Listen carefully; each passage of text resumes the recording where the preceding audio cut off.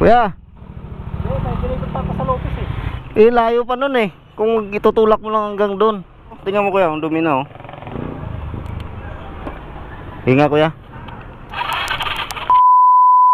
Kuya, saan ka pa ba uwi? Dinikot pa sa Lopez eh. Eh paano yan, layo pa nun.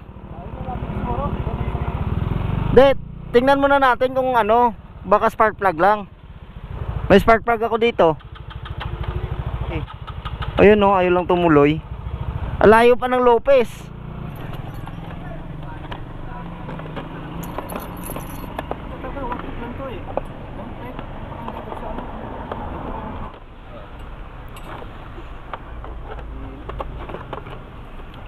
Di-deliver ka pa Lopez?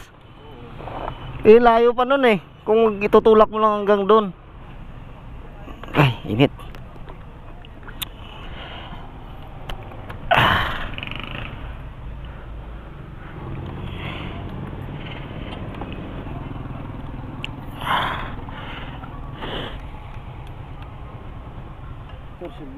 Yan o, luma na to. Tingnan mo kuya, ang dumi na oh.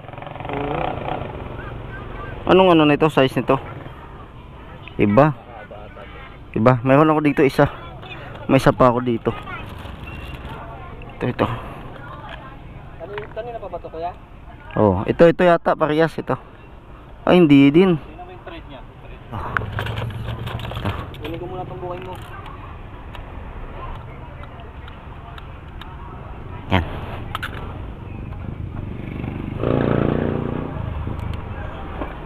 Hinga kuya. Hinga.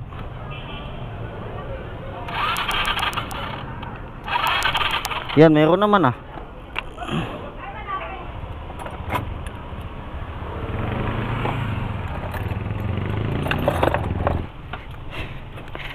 Abot ba? Yan nga kuya, kung abot kuya. Abot ba dyan?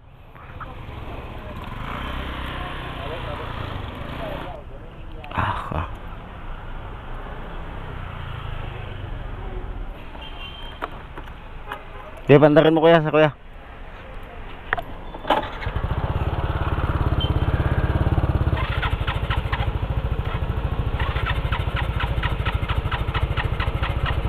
Ayaw talaga. Patayari. Tawagan ko na lang yung shop mga tol kasi di talaga gumana. Hello ate. Bukas pa kayo? Apa? May dadalhin kasi ako dyan. Ayaw mandar ng motor ni kuya eh. Dadalhin ko na lang dyan. Ngayon na ya? Oo kasi tinignan namin yung spark plug. Okay naman pero ayaw tumuloy ng pag-andar niya. Nandito siya sa loob ng BF eh. Ha? Patulak na lang. Dito naman si Boss Nel. Oh hala. Okay boss, dalang kita doon. Bukas pa sila. Hindi ba pwede dyan sa bracket mo lang? Kasi baka hindi makaikot yung ano mo. Kaya hindi. Makakaikot naman. Tara dito. Wala eh. Ginawa na natin yung ating ano eh. Makakaya lang. Hindi talaga eh. Halalay lang tayong dalawa.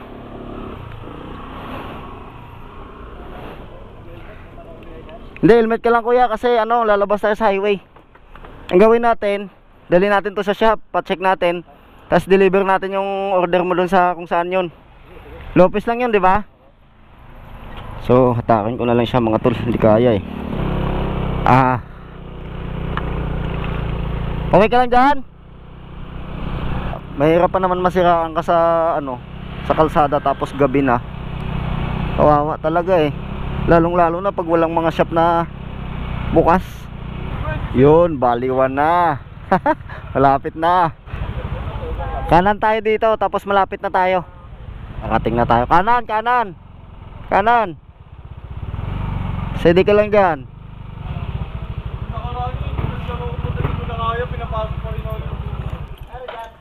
Di ko nga din alam.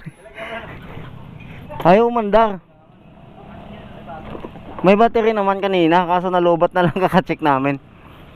Ano kuya, hatid muna natin yung order mo. Malapit lang Lopez dito. Di habang chine-check niya, hatid muna natin. Lapit ng Lopez dito.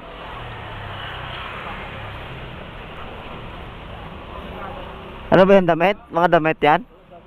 Ha? Tara, atid mo lang muna namin boss. Ikaw na muna bahala. Sige.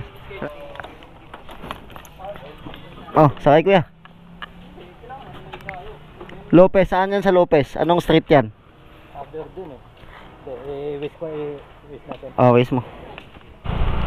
Yung sabi mong ibabayad mo na 200 doon sa magdadala, edi doon na lang sa mekaniko kung anong ano doon, dagdag mo na lang pambayad doon. Sipin mo, nanginginig ka na sa gutom, no? Tapos tutulak ka pa ng motor. Kaya mahirap din talaga trabaho ng mga rider eh.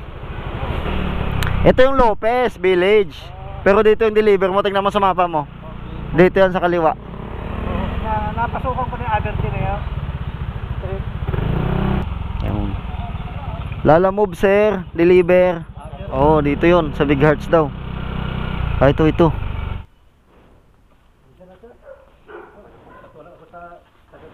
Sinamahan ko na lang sir, hindi sira talaga motor niya eh.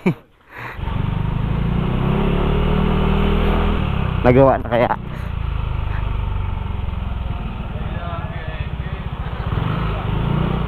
Ah, boss.